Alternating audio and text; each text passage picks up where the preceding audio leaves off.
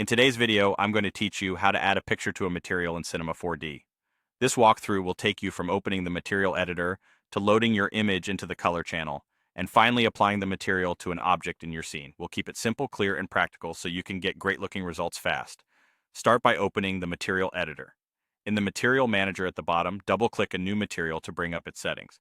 The material editor is where you control how your surface looks, and the color channel is the most fundamental part of that look.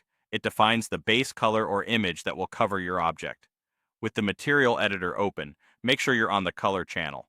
It's usually enabled by default. Look for the texture field inside the color channel. Click on the small arrow or drop down next to texture and choose Load Image. This will open a file browser where you can select the picture you want to use as your surface.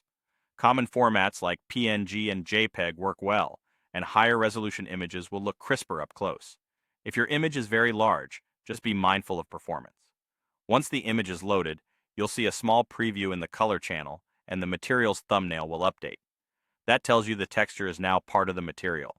If the color seems too strong or washed out, you can fine-tune the look using the color channel's brightness or mix controls later. But for now, the image is set and ready to use. Next, apply the material to your object. In the Material Manager, click and drag the material directly onto the object in the viewport. You'll see a tag added to the object, and in most cases, the texture should appear right away.